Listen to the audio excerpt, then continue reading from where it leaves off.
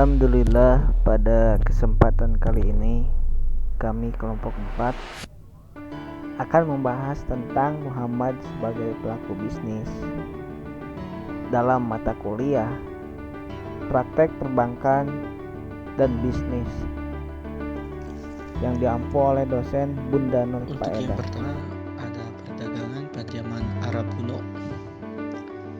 Kondisi wilayah bangsa Arab yang kering, tandus, padang pasir, pegunungan penuh dengan bebatuan yang terkenal dalam sejarah. Situasi seperti ini memberikan spiritual yang kuat untuk melangsungkan kehidupan dengan jalan berdagang. Kondisi sebagian tanah di wilayah Hijaz, kasus sekitar Mekah, memang seperti itu. Hal yang demikian itu digambarkan dalam Al-Quran yang terungkap dalam doa Nabi Ibrahim. Ya Tuhan kami, sesungguhnya aku telah menempatkan keturunanku di lembah yang tandus dekat rumah suci-Mu. Kan surat 14 ayat 2. Walaupun demikian, kaum Quraisy dengan posisinya sebagai penjaga Ka'bah sangat luas dan aman untuk melakukan perjalanan dagang ke seluruh kawasan. Kaum Quraisy sebagai penjaga Ka'bah.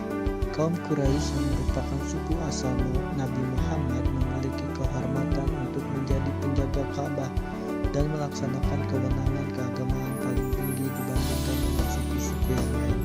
Dalam struktur kesukuan Arab, suku Quraisy masih marga Kinanah yang sebagaimana menetap di lembah Mekah setelah menyingkirkan suku Khuza'ah di Arab. Poin C. Hikmah bagi kaum Quraisy sebagai penjaga Ka'bah. Kaum Quraisy merupakan suku Arab yang paling berpengaruh dan terhormat, merupakan suku Nabi Muhammad yang berasal atas eksistensinya sebagai penjaga Ka'bah, tempat suci. Mereka paling tidak mendapatkan keuntungan atau hikmah, yaitu pertama, pengaruh kuat atas suku-suku lainnya. Kedua, posisi sentral yang memberikan kemudahan dalam perdagangan dan membangun relasi. Hal ini selain memberikan keuntungan sendiri, juga kehormatan. Bismillahirrahmanirrahim.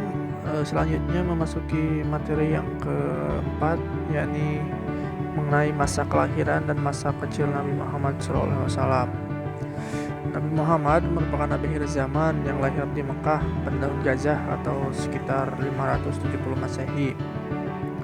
Disebut tahun Gajah karena pada saat yang bersamaan ketika Nabi Muhammad lahir, datang segerombolan pasukan gajah yang dipimpin oleh Abraha Habasyah yang ingin merobohkan Ka'bah. Kemudian mengutip Sirah Nabawiyah karya Abdul Hasan Ali Al-Hasani An-Nadwi, beberapa sejarawan dan pakar hadis mengatakan menjelang kelahiran Nabi Muhammad ada sejumlah peristiwa besar yang terjadi, dan peristiwa itu dikatakan bahwa di luar nalar manusia. Di antara peristiwa yang terjadi itu ialah singgasana Raja Persia Kisra Anushirwan yang bergoyang dan 14 balkon istananya ikut runtuh. Kemudian padamnya api sesembahyang kaum Majusi. Bismillahirrahmanirrahim. Memasuki materi yang selanjutnya, yakni mengenai Nabi Muhammad ketika ikut kafilah dagang. Muhammad memulai karir perjalanan dagangnya ketika ia berusia 12 tahun. Pada waktu itu Nabi Muhammad diajak oleh pamannya, yakni Abu Thalib bin Abdul Muthalib, untuk mengikuti perjalanan dagang ke Syria bersama rombongan dari Mekah. Dalam perjalanan itu dia mendapatkan kesan dan pengaruh dalam jiwanya. Muhammad tumbuh dewasa di bawah asuhan pamannya dan harus belajar mengenai bisnis perdagangan dari pamannya.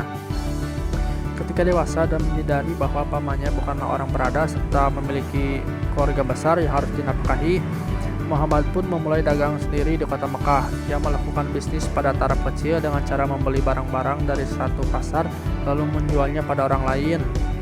Di samping itu, walaupun ia tidak memiliki uang sendiri untuk melakukan bisnis sendiri, tetapi ia banyak menerima modal dari janda-janda kaya dan anak yatim yang tidak sanggup menjalankan sendiri dana mereka. Mereka pun menyambut baik karena Nabi Muhammad merupakan seorang yang jujur dan menjalankan bisnis dengan uang yang mereka memiliki berdasarkan kerjasama. Salah satu janda kaya di Mekah itu adalah Khadijah. Khadijah menjalankan bisnis melalui agen-agen berdasarkan berbagai jenis kontrak. Muhammad sejak kecil terkenal rajin dan percaya diri dan mendapatkan reputasi yang baik dewasa, sehingga dengan kondisi sedemikian itu ia membina dirinya menjadi seorang pedagang yang profesional yang memiliki jiwa entrepreneur muda, reputasi dan integrasi yang luar biasa. Poin selanjutnya yaitu tentang kegiatan dan konsep perdagangan Nabi Muhammad SAW. Nabi Muhammad SAW memegang peranan penting dalam perekonomian masyarakat Muslim pada masa Rasulullah SAW. Awalnya adalah seorang pembisnis, demikian pula para sahabat-sahabatnya. Pada usia 7 tahun, Muhammad diajak oleh pamannya Abu Thalib berdagang ke negeri Syam. Kemudian sejalan dengan usianya yang semakin dewasa, Muhammad semakin giat berdagang baik dengan modal sendiri ataupun bermitra dengan orang lain. Baik dengan sistem mudharabah atau musyarakah dapat dianggap cukup populer pada masyarakat Arab saat itu. Salah satu mitra bisnisnya adalah Ibu Khadijah radhiyallahu anhu, seorang wanita pengusaha yang cukup disegani di Mekah, yang akhirnya menjadi istri beliau. Berkali-kali Muhammad terlibat urusan dagang seperti Syam, Syria, Yaman, dan yang lainnya dengan membawa modal dari Ibu Khadijah radhiyallahu anhu. Setelah menjadi suami ibu dari Khadijah pun, Muhammad juga tetap aktif berbisnis, termasuk berdagang di pasar-pasar lokal sekitar kota Mekah. Baik, poin yang selanjutnya yaitu ketokohan Nabi Muhammad dan pengetahuan